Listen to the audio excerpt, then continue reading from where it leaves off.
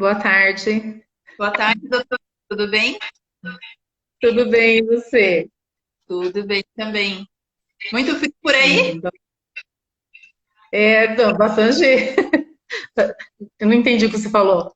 Muito frio por aí, porque aqui em Curitiba tá frio.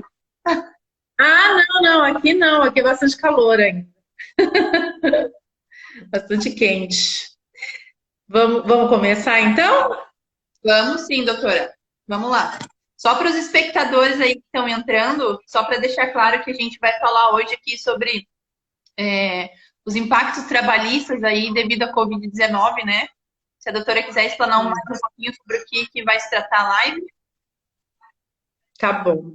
Eu acho que, a princípio, eu já podia apresentar você, né, para o pessoal de Bauru região que não conhece, a doutora Priscila Moreira Marcondes.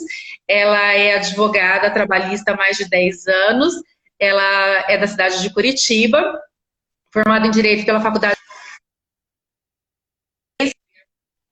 pela instituição Opa. ACT, Escola Superior de Coaching com certificação internacional, presta serviços de coaching jurídico a advogados e escritórios de advocacia que desejam melhorar o desempenho de seus funcionários. E é sócia proprietária do escritório Cox Silveira Advogados Associados. Eu acho que hoje nós vamos explicar um pouco a respeito dessa situação dos impactos, né, do Covid-19 nas relações de trabalho. Eu gostaria de lembrar que agora, dia 11 de março de 2020, a Organização Mundial de Saúde classificou o surto do coronavírus como uma pandemia.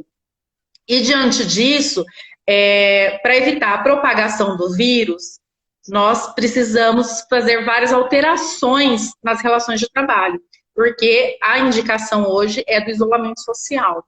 Então, para a gente conseguir ter um isolamento, as pessoas não podem sair de casa, as pessoas não podem trabalhar, né, exceto os serviços essenciais. Então, aqui no estado de São Paulo, no dia 21 de março de 2020, o governo impôs severas restrições para combater a epidemia. Eu não sei como ficou aí em Curitiba, mas aqui só está podendo funcionar serviços essenciais, como restaurantes, somente no sistema delivery, supermercados, farmácias, então somente serviços essenciais, oficinas mecânicas, então algumas atividades essenciais estão podendo funcionar. Fora isso, a regra é tudo está fechado, todo mundo deve ficar em casa o máximo de tempo possível para evitar a disseminação do vírus. Como que está em Curitiba? Aqui na mesma questão. Deixa eu apresentar a doutora também, né? Eu já entrei falando, Eu não já comecei a apresentei. falar, né? Então, o pessoal que está acompanhando aqui de Curitiba, está acompanhando a live, a doutora Viviane Colassino Godoy Marquezine, ela é advogada desde 1998, tá? Graduada em Direito pela Instituição de Toledo, de Ensino, Faculdade de Direito de Bauru, especialista em Direito Constitucional pelo Centro de Pós-Graduação da Instituição Toledo, pós-graduada em Direito do Trabalho, tá? Tem MBA em Direito do Trabalho e Direito Previdenciário, foi conciliadora e mediadora do Tribunal de Justiça do Estado de São Paulo de 2010 a 2013, membro da Comissão da Mulher Advogada da OAB de Bauru, membro e palestrante da comissão da OAB, mentora e advogada de recém-formadas na área civil e trabalhista, desenvolve esse trabalho de mentoria jurídica aí desde 2016 e parceira associada do Ciesp Bauru, proprietária do escritório Godoy Marquezine Advocacia aí no estado de São Paulo. Agora, retomando aqui o contexto da doutora. Aqui também é a mesma situação, doutora. Foram liberados aí os serviços essenciais, como supermercado, farmácia, alimentação, todas essas questões. E a ordem, na realidade, é para que os demais estabelecimentos se mantenham fechados. Porém, o que a gente tem visto aqui é que a maioria dos estabelecimentos já está retomando as atividades aos poucos, né? Com um número reduzido aí de funcionários, entrando naquela questão ali da suspensão do contrato de trabalho de alguns funcionários, deixando aqueles funcionários que têm o risco, né, iminente, que são os pacientes ali de risco em casa ou dando férias, mas que estão retomando aos poucos aí essa questão das atividades normais aí. Mas ainda assim a gente vê que tem muitas lojas que estão fechadas. Tem muita questão aí que ainda eles não abriram, mas é basicamente a mesma questão aí de São Paulo também. Eu acho que é nível nacional, né, esse problema. Infelizmente, estamos todos no mesmo barco, na mesma situação, né? Sabemos quando isso vai ser resolvido. Acho que vai mais a questão de adaptação realmente, né? Da gente poder se adaptar com essa nova rotina. Na verdade, como não temos uma previsão, tem gente que fala junho, julho, outros agosto, setembro, eu acho que, na verdade, as empresas vão ter que se readequar agora a essa nova realidade. Então, infelizmente, vai ter que enxugar quadro de funcionários, trabalhar com apenas aquilo que tem capacidade de suportar, né? E tentar pensar fora da caixa, ver outras possibilidades de fazer o seu negócio faturar. Porque também não adianta ficar se lamentando sentado atrás da mesa esperando as coisas acontecerem, porque não vão acontecer. Então precisa criar produtos que sejam necessários e serviços necessários para as pessoas nesse período. Então, hoje em dia, quem enxerga a possibilidade de alavancar o delivery, por exemplo, está sendo, assim, um sucesso. Tem empresas que estão faturando muito, mais até do que antes. Né? Uma coisa que cresceu muito, por exemplo, é o mercado de legumes, verduras e frutas no sistema delivery também, que isso antes não existia. Então, hoje as pessoas não vão mais no supermercado, não vão mais em feiras, e elas querem receber esses produtos em casa. Então, o empresário vai ter que ter uma outra visão do seu negócio a partir de agora, né? E as relações de trabalho, elas vão mudar. Então, a princípio, de imediato, algumas alternativas, né, que o governo federal nos deu através de medidas provisórias, e os empregadores não se desfizessem totalmente do seu fosse, aos poucos, dando opções para manter esses funcionários. Porque a ideia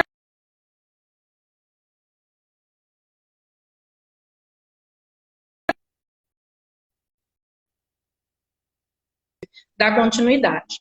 Né? Eu gostaria de falar um pouco dessas alternativas. Perdão, cortou ali, doutora. Oi? Tá me ouvindo? Cortou. Você gostaria de comentar um pouco sobre essas alternativas dos empregadores em relação aos empregados no contrato de trabalho?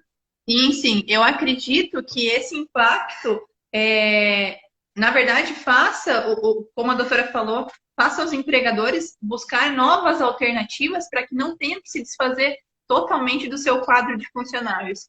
E o objetivo, acredito que da live hoje, é passar um pouco dessas alternativas, tanto para os empregados quanto para os empregadores, com relação a isso, né?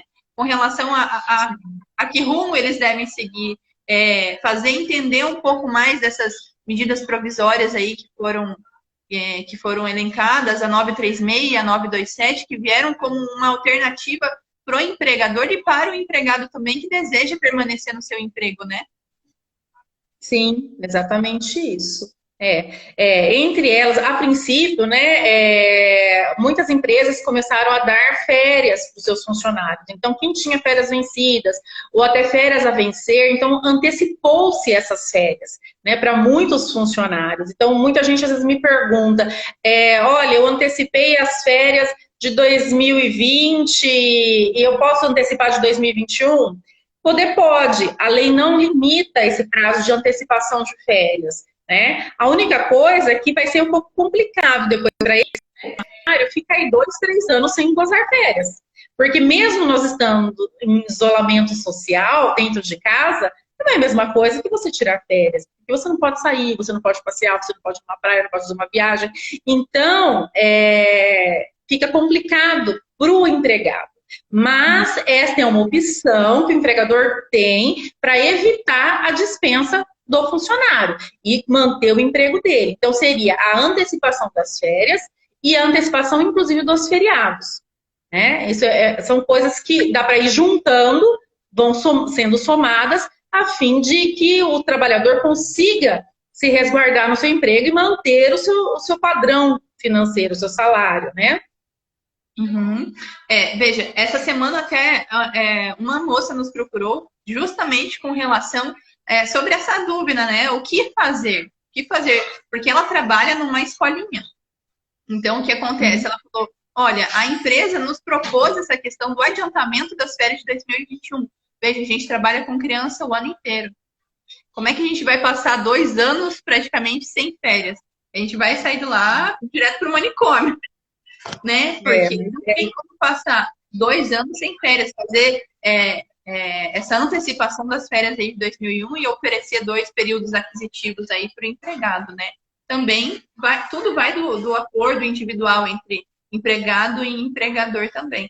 Mas também a 936 aí permitiu, né, essa questão aí da suspensão do contrato de trabalho e a redução da jornada também, combinado com a redução salarial, né, doutora? Isso. Eu acho assim que a 936, desculpa, ela ampliou um pouco o leque, porque assim, a princípio, os empresários estavam todos perdidos, né? Então, muita gente, como eu falei, dando férias antecipadas, aí mandando o funcionário ficar em casa, não sabia se ia computar em banco de horas ou não, ia ficar um banco de horas negativo muito extenso, apesar de ser permitido, né, e poder estar compensando isso daí no prazo de até 18 meses, ampliou-se esse prazo. Mas a questão da redução da jornada de trabalho e do salário, eu acredito que seja a forma menos gravosa para o empregado.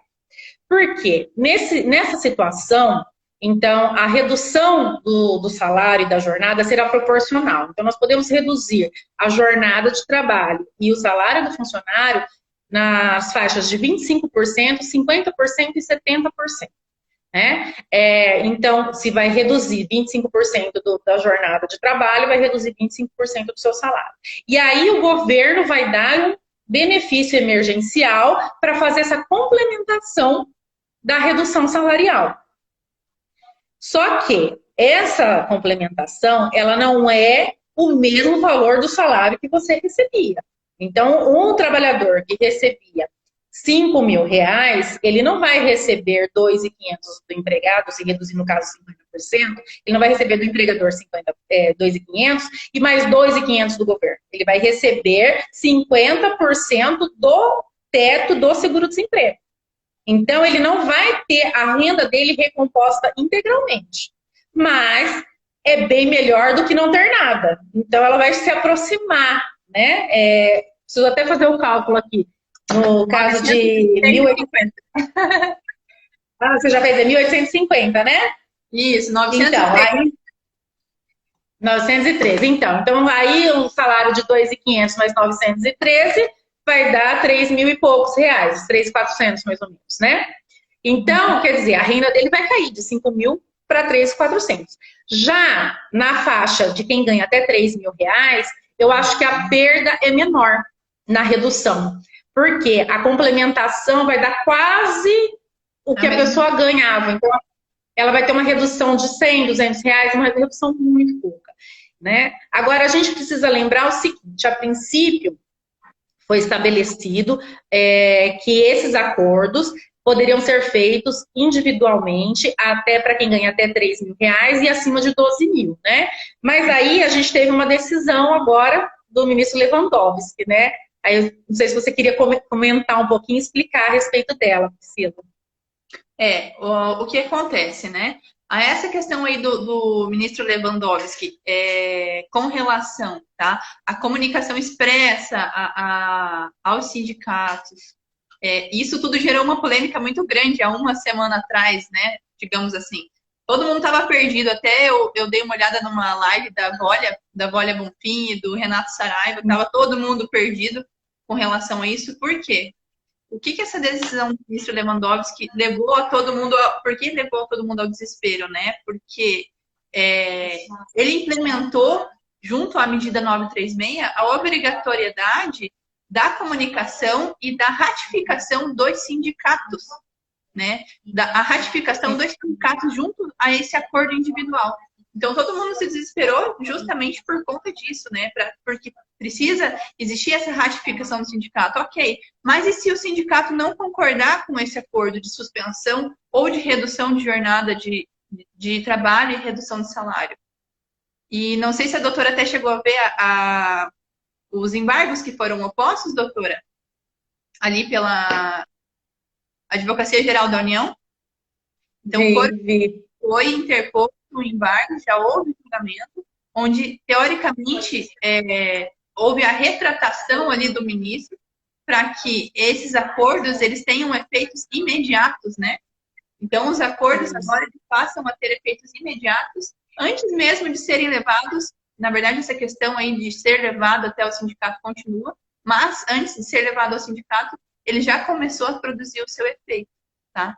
Na verdade, é uma ratificação, né? Na verdade, o sindicato vai fazer somente uma ratificação, né? Posterior o medo de todo mundo, o medo de todo mundo aí era, de todos os advogados até, inclusive, era de que qual que seria o sentido da MP 936 com relação aí à suspensão do contrato de trabalho ou a redução salarial, se tivesse que esperar todo o tempo lá, os 10 dias, né, para que o sindicato desse alguma resposta favorável ou não, a ratificação ou não ali do acordo.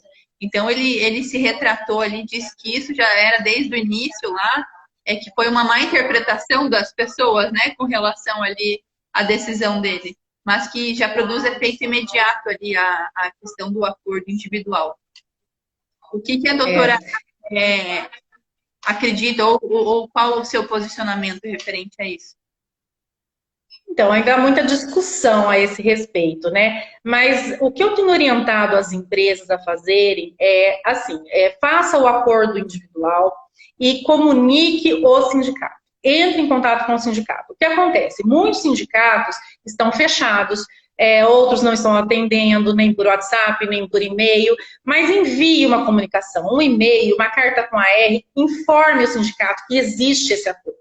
Né? Agora, se o sindicato ficar silente, ele praticamente está anuindo, né? Porque quem não se manifesta concorda. Então, ele está anuindo aquele acordo. Agora, caso o sindicato não concorde ou o sindicato exija recolhimento de contribuição sindical, que é o que está acontecendo muito, porque ela não é mais obrigatória. E aí, agora os sindicatos estão cobrando isso. Não, eu homologo, eu aceito o acordo, mas tem que pagar o do ano anterior, a contribuição sindical do ano anterior. Né? Então, aí a orientação é fazer uma assembleia entre os funcionários. Então, fazer uma assembleia, ele institua, né, uma comissão de funcionários que, entre eles vão fazer a assembleia e vão decidir a respeito do acordo. Ele vai ter uma mesma validade do que homologado pelo sindicato. Pelo sindicato, exatamente. Até porque existem empresas que não são filiadas ao sindicato, né? E não são sindicalizadas. Também. Então, para essas empresas aí que não são sindicalizadas, que não fazem parte de uma categoria, de algum sindicato, alguma coisa nesse sentido, seria realmente o caso de fazer essa assembleia com os funcionários a fim de decidirem um bem comum, né, para todos os demais funcionários. É exatamente isso. Porque, assim, sempre com a anuência do sindicato, fica mais fácil depois esses acordos não serem anulados. E na ausência do sindicato, fazer essa comissão. Então, aí sim, vai ser mais difícil anular isso lá para frente. Porque depois que acabar toda essa crise, essa pandemia toda, a quarentena, vai chover reclamação trabalhista, né? E a gente ainda não sabe o que os tribunais vão decidir. Mas precisamos tomar todos os cuidados para evitar o máximo possível de nulidades nos contratos, nos acordos que forem realizados nesse período. Né? Voltando um pouco além da redução, eu acho importante a gente falar sobre a suspensão também, que é uma outra opção que a MP 936 trouxe. Né? A suspensão do contrato de trabalho, ela pode ser feita por um prazo de 60 dias. Então, no caso, por exemplo, o empregador não tem condições de continuar a sua atividade. Então, ele pode estar suspendendo o contrato de trabalho do seu funcionário por 60 dias. Às vezes é alguma atividade que não tem como se sobressair no meio da crise. né? Então, aí pode estar suspendendo esse contrato. Nesse período, o funcionário não pode trabalhar de jeito nenhum. Não pode fazer home office, não pode fazer teletrabalho, não pode comparecer um dia na empresa só para resolver uma coisinha. Isso não existe na suspensão do contrato de trabalho, né? Todas as atividades, elas estão encerradas. E aí, quem vai pagar o salário desse funcionário, enquanto isso, vai ser através do benefício emergencial, né? Uhum. O que a gente tem visto aqui também, doutora, é que muitas empresas têm se utilizado, né, dessa questão aí da pandemia para poder dar aquele jeitinho brasileiro na coisa, né? Então, por exemplo, justamente por essa questão da suspensão do contrato de trabalho, tem muitas, como a doutora mesmo falou, tem muitas empresas que estão, de fato, suspendendo o contrato de trabalho do empregado e o empregado continua trabalhando, né? Exatamente. Então, trabalhando home office, ou continua trabalhando, prestando serviço de alguma forma. É zero, é trabalho zero. Com a suspensão do contrato de trabalho, é zero trabalho realmente, né? Eu ainda, se eu fosse, no caso, empregada e tudo mais, eu optaria ainda, numa reunião, né, com os funcionários e tudo mais, eu optaria pela questão da redução salarial e da redução da jornada de trabalho, porque em contrapartida eu estaria, o tempo que eu não estaria trabalhando, o governo, o Estado estaria me pagando, né? Então, em contrapartida com essa redução ali do tempo de jornada de trabalho, eu estaria de fato recebendo de toda forma. A redução ela é muito mais vantajosa para o empregado do que a suspensão, né? Ela é bem mais vantajosa. A gente tem que lembrar também que as empresas que faturam anualmente mais de 4,8 milhões de reais, essas empresas precisam dar um subsídio para os empregados na suspensão do contrato de trabalho, né? Então, eles teriam que pagar 30% do salário do funcionário a título de subsídio, tem caráter indenizatório, e aí o restante é complementado pelo benefício emergencial do governo federal.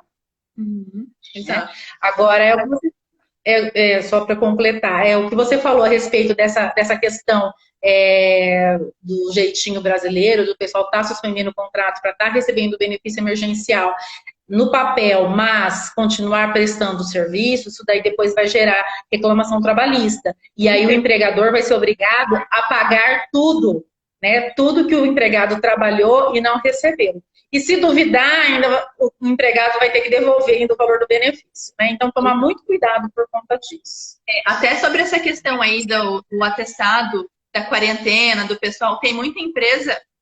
Até hoje ainda a gente acabou fazendo um atendimento de uma cliente da qual ela estava de atestado, mas a empresa ainda ela estava de atestado por suspeita do Covid-19, mas a empresa ainda obrigava ela a trabalhar de casa, porque não era certeza que ela estava, mesmo estando de atestado de 15 dias ali, 14 dias.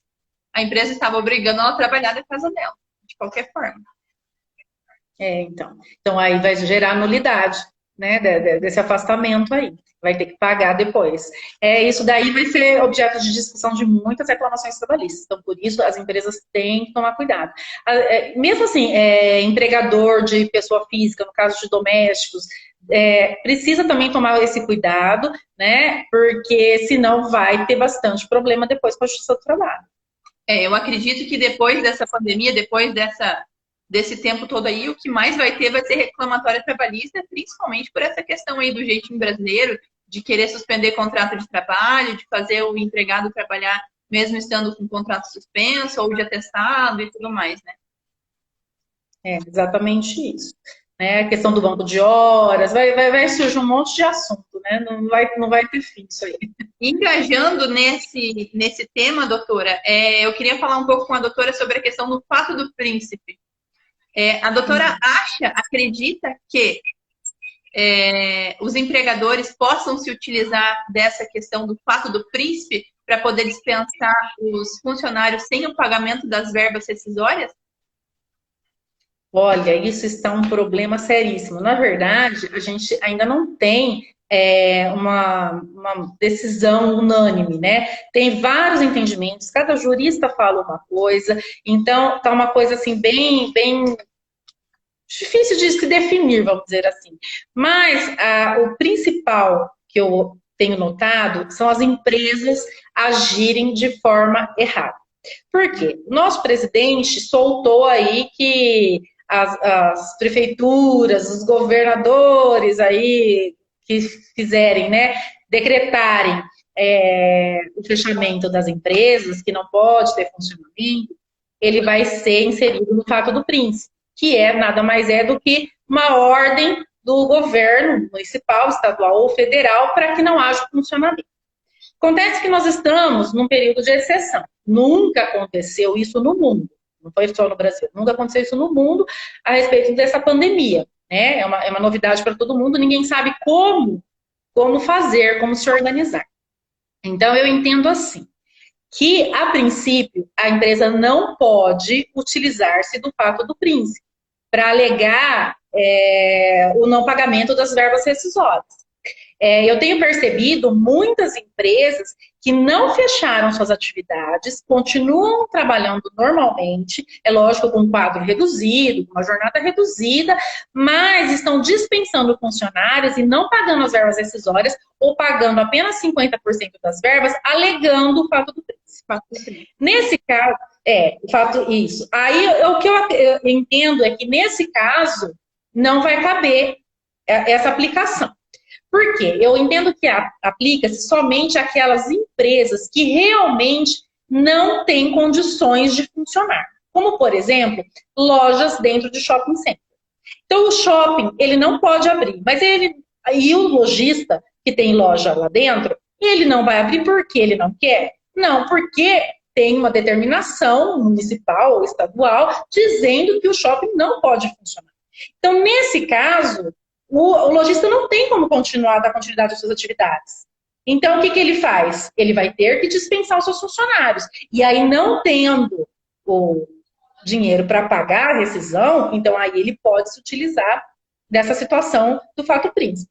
Mas eu acho que são raríssimas as exceções, porque depois a Justiça do Trabalho vai reverter muito disso. Porque se a gente pensar que o Estado vai ter que pagar todo mundo, nossa, vai ser uma quebradeira geral, porque o governo não tem condições de estar pagando isso, né? E o que a gente orienta nesse caso de lojistas, por exemplo, que estão precisando fechar, encerrar suas atividades, porque não podem trabalhar por determinação da lei municipal ou estadual, que eles acertem com seus funcionários, façam a rescisão com os funcionários, paguem e depois eles ingressem com uma ação contra o município ou o Estado para reaver esses valores. Não pode pegar e mandar o funcionário, olha, se vira, vai atrás da prefeitura, seu problema é com ela. Não é assim que vai funcionar. Né? O empregador tem a responsabilidade de pagar. E aí o empregador que vai buscar o seu ressarcimento. E veja dessa forma, como você entende? Veja, doutora, existe vários entendimentos nos tribunais trabalhistas, esclarecendo ainda que a responsabilidade da administração pública ela está limitada ao adicional do FGTS de 40% e ao aviso prévio indenizado. Nada tem a ver com as verbas rescisórias, devendo o empregador pagar na totalidade as verbas rescisórias e a administração pública ficar responsável tão somente pela indenização do FGTS dos 40%. Só que, como eu falei anteriormente, no jeitinho brasileiro, o que as empresas estão fazendo para o empregado? Chegando lá e falando, olha, devido ao estado de força maior, calamidade, tal, no seu contrato de trabalho vai ser aplicado o Fato do Príncipe, ou seja, eu não vou te pagar nada, depois você vai lá e exige do Estado. Exatamente isso. Na verdade, muitas empresas estão fazendo isso para ganhar tempo, porque muitas não têm caixa para fazer o acerto das verbas rescisórias. Então, nisso, eles ganham tempo, porque hoje os fóruns estão todos com os prazos suspensos, né? Não tem nada funcionando. Então, o que eles vão fazer? Eles vão ganhar tempo, porque daí até a pessoa entrar com a reclamação trabalhista, até marcar audiência, até sair um acordo, eles já ganharam alguns meses e aí eles vão poder parcelar essas verbas rescisórias, né? Mas tem que tomar muito cuidado, porque isso pode, a meu ver, eu entendo que pode gerar até um dano moral, porque a pessoa está sendo impedida de ter acesso às suas verbas rescisórias de má fé da empresa. Então a empresa tem que tomar muito cuidado. Eu acredito que seja caracterizada aí até a questão da má-fé realmente do empregador para com o empregado. Que aproveitando pela pessoa ser leiga, né, por não ter a instrução devida, pegar ali e falar, olha, não devo, né? Quem te deve ao Estado, vá lá e exija dele. Quando a responsabilidade aí seria tão somente quanto a indenização aí do FGTS e do aviso prévio. Isso, exatamente isso. E é o empregador que tem que acertar e depois ele que vai correr atrás, né? Ele que vai correr atrás do prejuízo com relação ao governo aí, né? Infelizmente. Exatamente isso. Parece que tinha alguma pergunta aqui a respeito disso. Vamos lá, eu pergunto e a doutora responde. O fato do príncipe, caso concedido em favor da empresa, abarcará todas as verbas trabalhistas ou somente as verbas indenizatórias? Foi basicamente o que a gente falou aqui um pouco, né, doutora? Isso, seria somente o aviso prévio, né, e o fundo de garantia, né, que ele seria responsável pelo pagamento. Né? Eu não sei se tem mais perguntas, alguém gostaria de perguntar alguma coisa? Tem bastante gente nos acompanhando. Se a doutora quiser, vamos falar um pouquinho do trabalho home office, doutora, porque eu vejo que tem surgido também muitas dúvidas dos empregados com relação a exigências que os empregadores têm feito com relação ao teletrabalho, né, ao home office. Por exemplo, sim. É obrigado a ligar o computador ali às 8 horas da manhã e desligar às 18, né? Sim. Eu acho que é importante a gente destacar uma diferenciação entre o teletrabalho e o home office. O teletrabalho há o controle da jornada. Então, o empregador, ele é obrigado a fornecer os instrumentos necessários para o empregado trabalhar. Então, ele tem que fornecer o computador, a internet, né? Tem que fornecer a cadeira ergonômica. Então, tudo isso abrange o teletrabalho. Então, e o sistema também que vai ser utilizado é todo fornecido pelo empregador. Agora, no home office, não. O home office não tem jornada de trabalho, você cumpre tarefas. Então, o empregador, ele vai passar tarefas, quantidade de trabalhos para serem realizados. E aí, o empregado vai fazer por produção. Então, hoje ele pode fazer 10, pode fazer 1. Ele pode fazer às 8 da manhã, como pode fazer às 8 da noite ou às 3 da madrugada. Né? Então, não tem um horário específico, não há controle de jornada.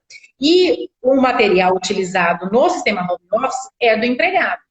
Né? Então, agora, no caso do teletrabalho, não. Há o controle da jornada através, ligou o computador, entrou no sistema, saiu do sistema, fez login, fez logout, aí ele vai ter esse controle. E nesse caso, o teletrabalho, ele vai ter direito à hora extra se ele ultrapassar a jornada. Tá? Então, tem que tomar muito cuidado com isso daí.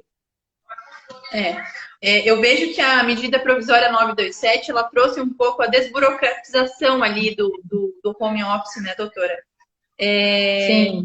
Dispensando o aditivo de contrato, porque a gente sabe que para o trabalho home office deve existir um aditivo contratual. E a 927, ela trouxe um pouquinho, desburocratizando assim, essa questão aí do aditivo contratual e tudo mais, né? Até se no home office a empresa optar por fornecer, né, algum material de trabalho, relacionar ali o material de trabalho que foi concedido ao empregado e tudo mais, né? Sim, exatamente isso. E é importante lembrar que no caso do home office aí, do teletrabalho, se estendeu aos estagiários e aprendizes, né? Então, antes a gente não tinha essa referência. Então, agora eles também podem estar trabalhando dessa forma. Uhum. E além do que o home office, hoje, com a 927, ela pode ser uma imposição da empresa, né? Justamente por essa questão aí do Covid-19, não precisa da concordância do funcionário, mas ela pode ser imposta pela empresa e o funcionário é obrigado a aceitar. Na verdade, é uma imposição necessária, né? Não tem opção, porque a gente tem que evitar a aglomeração. E se você quer manter o seu emprego, muito melhor você conseguir trabalhar em sistema home office dentro da sua casa, né? Ali no seu conforto, com a sua família, do que você ficar desempregado. né? Então, é uma opção louvável para as empresas que conseguirem manter essa atividade, é super válido. E eu acredito que esse trabalho home office só tende a crescer, mesmo com o fim da pandemia. Eu acredito que muitas empresas vão aumentar, porque como você praticamente trabalha por produção, então a produtividade do funcionário é muito maior, porque ele vai ganhar se ele produzir, né? Então, acaba dissolvendo, diminuindo aquelas questões da enrolação, da procrastinação, né? Muitos funcionários ficam tomando cafezinho na cozinha quando chega, para depois às 10 horas de novo, então perde-se muito tempo, e aí acaba não rendendo. E aí, com o sistema home office, eu acho que o rendimento ele é maior. Mas é preciso ter também uma disciplina. O empregado tem que ter uma disciplina. Ele tem que ter um local tranquilo para trabalhar. Também não dá para ficar trabalhando, igual eu vi um vídeo, né? Do repórter falando e umas crianças correndo atrás. É lógico que a gente tem filhos, é complicado trabalhar com criança, mas precisa delimitar o seu espaço, o seu horário. Porque também não dá para ficar desorganizado, porque senão a coisa não flui. Isso é verdade. Não dá para trabalhar deitado ali na cama e querer que as coisas fluam. Exatamente. Lembrando também que o vale-refeição, tá? Ele não... O empregado tem direito de receber, né, o vale-refeição ainda nisso tudo. A única coisa que é retirado ali do trabalho, do teletrabalho no home office, é o vale-transporte, né, doutora? Sendo devido ainda o vale-refeição para o empregado. Isso, exatamente. Isso, exatamente. Também na suspensão e na redução da jornada de trabalho, a gente também precisa lembrar isso, que os benefícios são mantidos, né, como o plano de saúde, o vale alimentação, a cesta básica, o que estiver previsto na convenção coletiva. Agora, o vale transporte realmente não tem condições para quem faz o home office ou teletrabalho, porque está dentro de casa, então não vai utilizar, então não tem necessidade de ser pago, né? Então seria isso. Do Vale Transporte, né? A doutora bem ressalvou e bem lembrou dessa questão aí dos benefícios que não são suspensos quando da redução da jornada aí, né? Isso, exatamente. A empresa tem que honrar o que está disposto na convenção coletiva, isso é muito importante. Também para não ter problema futuramente, né? Bom, doutora, eu acredito que a gente acabou explanando todos os pontos aí. A doutora teria mais um comentário a fazer com relação às questões trabalhistas aí devido ao Covid-19? Eu assim, gostaria só de lembrar as empresas que tenham, o recolhimento do fundo de garantia está suspenso durante esse período aí, a realização dos exames ocupacionais também, exceto o demissional, né? Há algumas empresas que estão aderindo ao plano de demissão voluntário também, é uma outra opção, outra alternativa, né? E além da questão do banco de horas, como a gente já tinha mencionado aí, que é interessante estar se afastando do seu empregado e computando essas horas que ele está em casa para depois serem compensadas futuramente aí num período de até 18 meses. Que é o banco de horas negativo, né? Que é o chamado banco de horas negativo. Isso, banco de horas negativo, exatamente isso, né? Então, é uma opção, é uma alternativa para aquelas empresas também que conseguem tá mantendo o salário dos seus funcionários. Quanto à redução à suspensão, eu queria só lembrar que há a possibilidade da empresa reduzir de parte dos funcionários e suspender o contrato de outra parte dos funcionários, desde que eles não sejam da mesma função, porque eu não posso, por exemplo, separar, colocar um borracheiro como redução salarial e o outro borracheiro que faz a mesma função, mesmo tempo de serviço, com um contrato suspenso. Então, eu teria que fazer... então, assim, mas eu posso, por exemplo, colocar a secretária em redução e colocar o borracheiro na suspensão. Isso pode ser feito, tá? O que eu tenho visto, doutora, com relação aos sindicatos é a questão da negativa com relação à ratificação ali dos acordos, né? Então, até surgiu uma dúvida aqui de um colega dizendo, e agora, o que eu faço se o sindicato se negar a ratificar o acordo? Tudo aí vai de uma conversa, né? O que fazer se o sindicato querer cobrar também para fazer essa ratificação ou para fazer essa análise? Eu acredito que para manter aquela política da boa vizinhança, e se tiver ao alcance da empresa pagar aquilo porque a gente sabe como é que funciona a questão, né, dos sindicalistas, se possível, se tiver ao alcance da empresa pagar para realizar esse acordo aí, essa ratificação, eu acho viável o pagamento, para manter aquela política da boa vizinhança, né? Olha, eu não concordo, se for realmente a situação ali, olha, a empresa não concorda, mas para mantermos uma boa relação, acabar pagando essa questão ali para que eles ratifiquem, analisem os acordos. E a gente também sabe que não é legal essa cobrança pela análise, né? Na verdade, assim, esse pagamento, se a empresa optar por pagar, vai ser uma agilização, vamos dizer assim, dos acordos, né, da homologação dos acordos, da anuência do sindicato. Mas não acho particularmente justo também o sindicato cobrar contribuições retroativas. Eu acho assim que contribuição a partir de agora é justo, porque o sindicato está trabalhando. Agora, o que ficou para trás, eu acho que é injusto. Eu acho que dá para a gente discutir na justiça isso. Daí, talvez, seja melhor fazer a opção da assembleia, da comissão entre os empregados, para poder fazer uma assembleia entre eles, para poder decidir se vão aceitar o acordo ou não. Sim.